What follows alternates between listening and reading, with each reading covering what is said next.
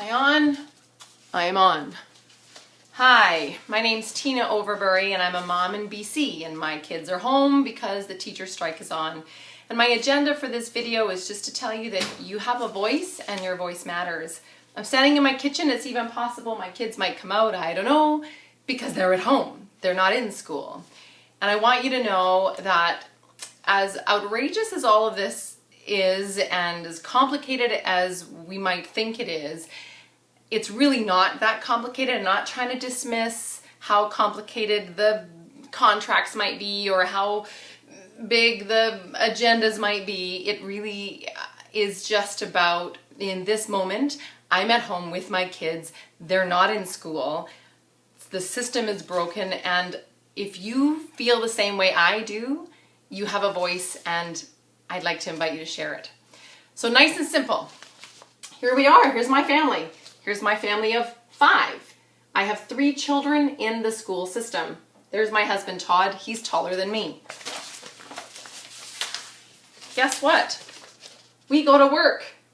We go to work for wages. That's why we go to work. Some of us go to work and it's our passion, but nonetheless, the exchange is we go to work and we collect wages. That's what happens.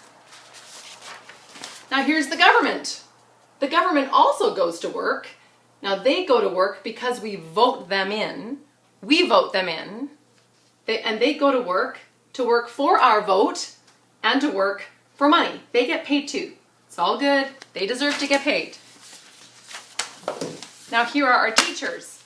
Our teachers go to work, right?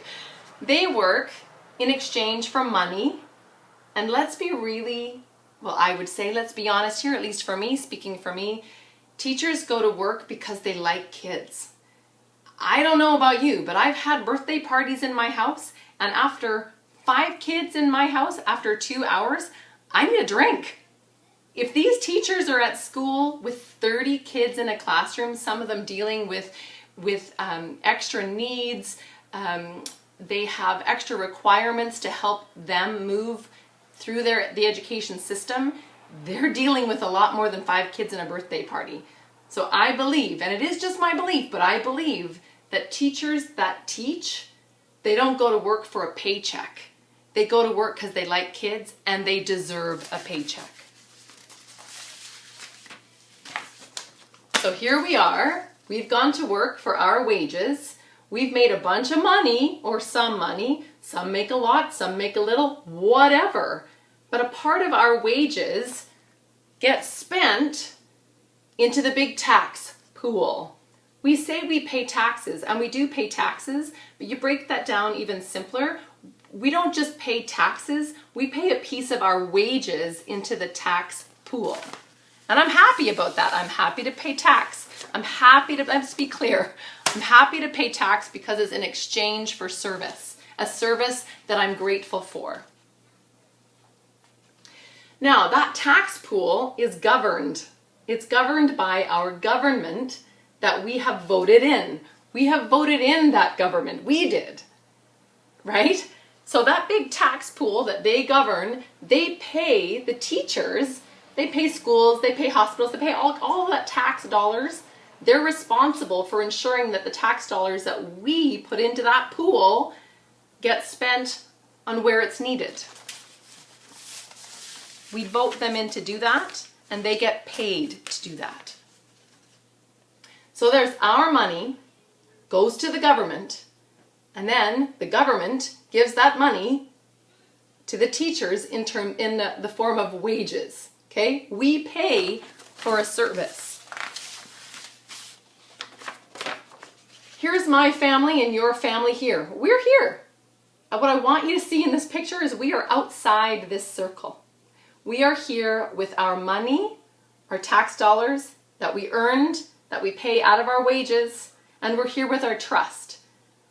And we give our trust and our tax dollars to the government to pay the teachers. And in this circle of leadership and government and teachers and unions, there's a big argument going on. We can stand on the outside of this circle and throw blame. We can do that. It probably doesn't help them find a solution, but it's still a voice. I don't want to dismiss your voice, but I do want you to recognize that blame keeps us outside of the circle. What we can do, oh wait, I'm ahead of myself. So bottom line is, the trust has been broken, I feel. My trust in my government, my trust in the BC Teachers Federation has been broken. I still trust teachers, and I still trust members of government. I don't necessarily know that I trust the institution of government or the institution of the BC Teachers Federation. But as individuals, absolutely there are people in there that I trust. Something is broken. So we have options. Well, the next time Christy Clark runs for government, we can vote no. We can vote no to the Liberals. We have that right. We live in a country where we can take our power and put our, you could say that our money is our vote. We can do that here. We can also opt out of the school system, out of the public school system, I should say.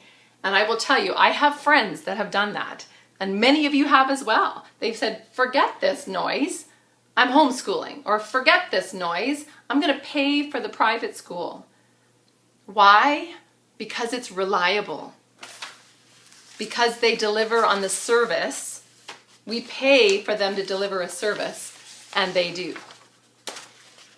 Now, if you don't like either of those options, you can try this. Speak up. If you don't know what an option might be, if you're not an expert, I'm not an expert. I'm a mom at home with 3 kids and I have a voice and I'm using it. I want you to know that no matter what your expertise is, no matter what it might be, you have a voice, and if we want this strike to end quickly, it's going to be because we speak up. And we may not have all of the answers, but if we speak up, they're going to know I care, and they care, and we're watching. We're watching the government, we're watching the teachers, we're watching the BC Teachers Federation, and we have a voice, and we're going to use it. Because it's our family, it's our government, it's our money, and it's our voice. And I want to encourage you to be careful of the blame game. Not saying not to blame, I'm saying blame is a distraction from a result. Be careful of your opinions.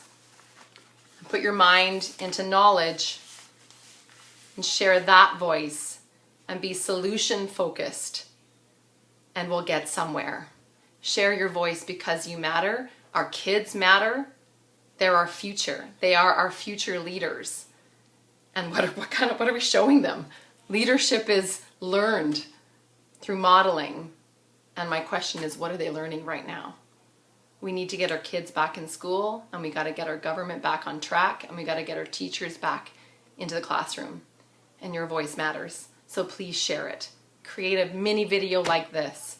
Please share it. And if I've missed anything, if you have any insights you'd like to add, please add it to the post, because I like it. Let's get your voice out there. Let's make a difference. Thanks.